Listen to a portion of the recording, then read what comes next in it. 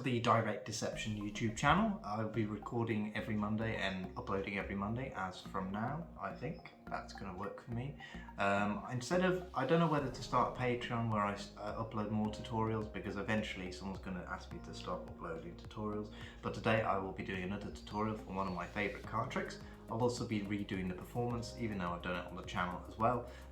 Today I'll be teaching you how to perform 4-card Monte, which is one of my favourite free card Monte effects. So with all that said, let's just jump straight into the performance. So, as you can see, we've got a little packet of cards and it consists of 4 cards. Now these 4 cards are all blank except for one, which is in fact the Jack of Hearts. Now what we're going to do is we're going to take one of these blank cards here and we'll leave it face down on the table, okay?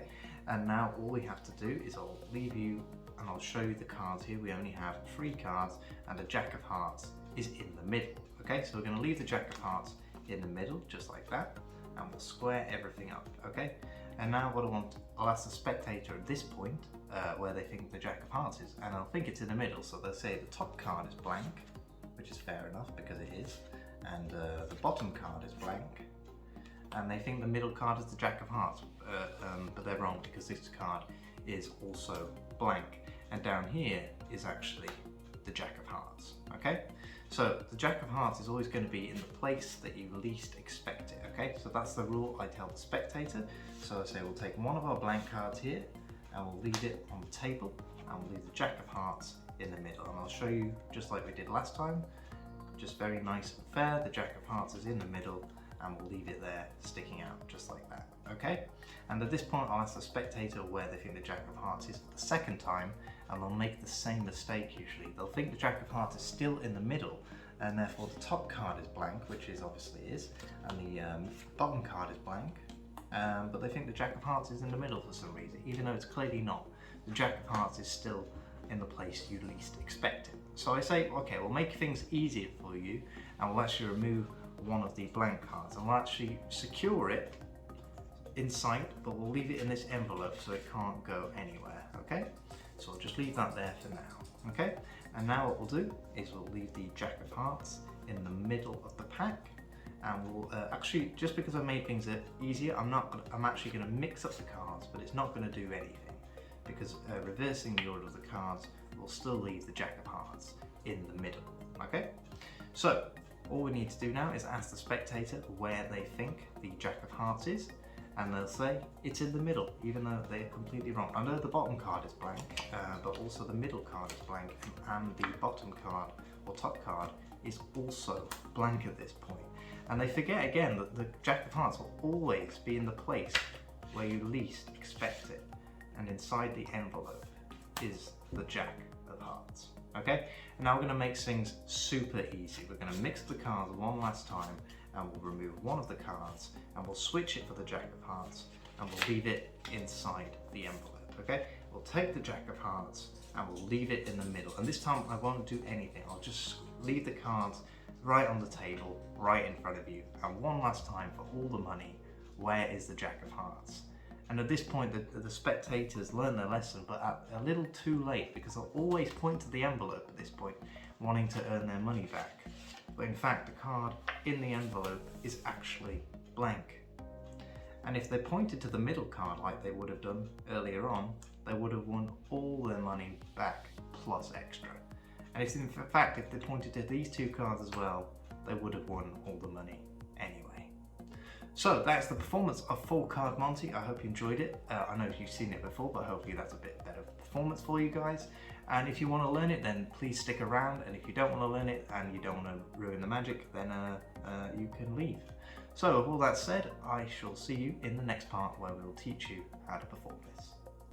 Okay, so I'm assuming that if you've stuck around, you want to know how to perform this trick, and before we get into that, please make sure to like the video and subscribe to the channel if you haven't already, and share with anyone who wants to learn any card tricks or is planning to be a magician or whatever, you know. So with all that said, let's just jump straight into how to perform this. So what you're going to need are 3 identical cards. So I've got the Jack of Hearts here, just because I don't know, I just like using them. But you can use any card you want really, and then you want 2 blank cards, or you could just use 2 black card and 3 red cards, it really doesn't matter, but I prefer using 2 blank cards and 3 jack of hearts, okay? So the way you're going to set this up is you're going to take 2 of your jack of hearts and 2 of your blank cards, and you're going to set it up just like that, and it's going to look exactly like that, and that's going to be how you start off your packet at the start. So what you're going to need to do with your other jack of hearts is you're going to place it on top of the envelope here, and that's going to be sat in your pocket. I don't have any pockets here at the moment, so I've just set it on a chair. You can do that as well if the spectators are all in front of you, they're not going to notice. But basically later on you're going to be switching a card for that. So with all that said, let's just jump straight into it. So the first move you're going to need to know is the Elmsley count. You're going to be doing a lot of Elmsley counts. There is a rumba count later on, or you can just do a frustration count. A rumba count is basically just a fancy frustration count. But yeah, so with all that said, let's just dive straight in. Okay, so you can explain to the spectator that you're going to be playing a game of 3-card Monte, but you're going to add an additional card, so therefore it's 4-card Monte. And the first move you're going to do is you're going to display 4 cards, but you're going to do an Elmsley count to show 3 blank cards and 2 jack of hearts, because obviously you have 2 of each, and you don't want that to be seen by the spectator just yet. Okay, so you're going to start by doing an Elmsley count. I assume most of you already know how to do Elmsley counts. If you don't, I'll do a very quick description of how to do it right now. So all you're going to do is play with the packet in your hand in this position. I tend to hold it like this, so I can use my thumb to push off the first card against my pinky finger, so I'm only pushing off 1 card at the start. Okay, so what you're going to do is you're going to push off 1 card into your left hand just like that, and then as you go to return this card to the bottom of this packet, you're going to block push off the next 2 cards as 1 as you reload this card to the bottom of the packet, and then just like that you've got your cards, just 2 cards there, and then it just looks like you've got 1 jack of hearts in the packet. So at full speed it would look a little bit like this. Okay, so you've got 1, 2, 3, 4 cards, all 3 of them are blank except for the jack of hearts. Okay, so that's how you basically want to start it, and then you're going to square the jack of hearts into the middle, turn the packet face down, and then you're going to just place 1 card face down onto the table. Now at this point the spectator will be thinking, well, you've obviously done a switch and the jack of hearts is there, but then you can actually show the jack of hearts, which is what I love about this trick, because it's just so deceptive. So at this point you've got 3 cards with the jack of hearts in the middle, and you've secretly got a second jack of hearts down on the table. That's where you should be at this point in time. Okay, so once you've displayed the jack of hearts in the middle and that everything's shown face up, you're going to do a very quick switch move. I'm not sure what the name of the move is entirely, but I shall leave a link in the description if you want to go and research that on your own time. But it's very simple. All you're going to do is with your right hand, with your fingers in this position, you're going to grab these 2 cards here, so the jack of hearts and the bottom blank card, and then you're going to leave this single card in your left hand. And in one swift motion, what you're going to do is you're just going to flip this card over with your left hand as you turn these 2 cards face down, and you're going to use your thumb and fingers to glide them across. So it looks like the jack of hearts is still in the middle, but obviously it's on the top at this point. But it's very deceptive if you do it at the correct speed. So if you take a look, we've got the jack of hearts in the middle, you grab your fingers and you just turn everything over just like that. Okay, so I'll do it in slow motion one last time for those of you who didn't quite get it. So we've got the jack of hearts in the middle, and pick up, and then you're going to, as you flip this card, you're going to flip these 2 over as you use your thumb and fingers to glide this card into the middle. Okay, so that's how it looks like the jack of hearts is still in the middle, however it is on the top. Okay, so you're going to do that move quite a few times in this performance. Okay, so at this point you ask the spectator where they think the jack of hearts is. Obviously they still think it's in the middle. All you're going to do now is a double lift to show the top card, or the apparent top card, to be blank. Obviously this is the middle card, so you just turn it back over and deal it down onto the table, and then you're going to do the bottom card next, which is also blank, and then the card they think is the jack of hearts is now also blank, and you just leave that on top of the pack face up for now. Okay, so now you're going to take the jack of hearts, you're going to reveal it, you turn it face up, and you're going to tell the spectator that the jack of hearts was going to be in the place where you least expect it. Okay, so at this point you're going to take your card, you're going to turn the top card face down, revealing, you're going to turn the blank card face down, then you're going to reverse count the cards just like that, and as you do it, you're going to do another double lift to show a blank card, and then you're going to just let it slide onto the table, and you've just placed the Jack of Hearts next to the Jack of Hearts. You're so far ahead, it's just funny at this point. So you're going to place the Jack of Hearts into the middle, and you're basically going to do exactly the same thing again. You show the Jack of Hearts in the middle, and you're going to do the same move that we did earlier. And we say, we'll leave the Jack of Hearts in the middle, and we'll square up everything nice and fair. Okay, so at this point you do the same thing again. You ask the spectator where they think the card is. You say it's not on the top because that's blank, it's not on the bottom because that's blank, but it's also not in the middle, because remember, this time you turn it face down, okay? And then remember, the Jack of Hearts is always going to be in the place you least expect it. Okay, and now this is where things get pretty wacky.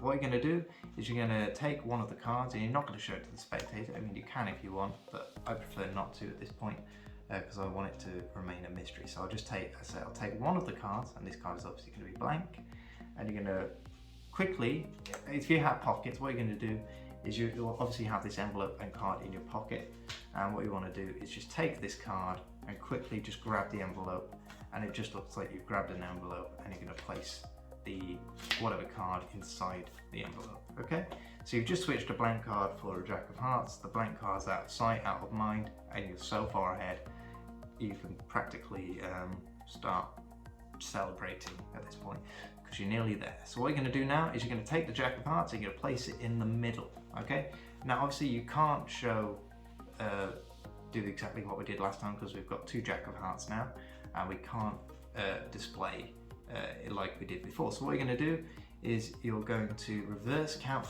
order of the cards, leaving the Jack of Hearts out jog slightly, because at that point you can show the bottom card being blank and the Jack of Hearts in the middle. You're just going to square that in, and now at this point you do the same pattern. You can explain to the spectator, to tell them where they think the Jack of Hearts is, and they say it's in the middle or whatever. You're going to do a frustration count or a rumba count. I won't explain in too much detail how to do a rumba count because everyone should know how to do a frustration count, and it's so much easier. If you know how to do a rumba count, then it's just an added bonus. So you show at this point that you've got 1, 2, 3 blank cards, and obviously if you did a frustration count it would look a bit like this. So you got 1, 2, 3 blank cards. Obviously the rumba count looks a little bit more deceptive, but it's not going to matter at the end of the trick anyway, so let's just jump straight into it. So you've shown 3 blank cards and you say, remember, the Jack of Hearts is always in the place you least expect, and you tip the card out and reveal the Jack of Hearts. Now that should blow most people away because they're not going to know how you did that, to be fair, and you're just going to kick, with a kicker ending, you're going to finish this trick off. So all you're going to do is you're going to take the top card here, you're going to switch it for the Jack of Hearts. The top card is blank, you're going to leave it in the envelope and leave the Jack of Hearts in the middle, and this time you can just leave everything nice and fair, and then the spectator, you say the spectators at this point to this card in the envelope to win all the money back, and it is in fact blank because the Jack of Hearts is actually still in the middle, and no matter where they pointed, they would have won. So that is basically how you perform the 4-card Monte trick. If you enjoyed learning how to do that and you want to see more tutorials in the future, please make sure to comment down below, leave a like and subscribe if you haven't already, and I shall see you in the next one. Goodbye.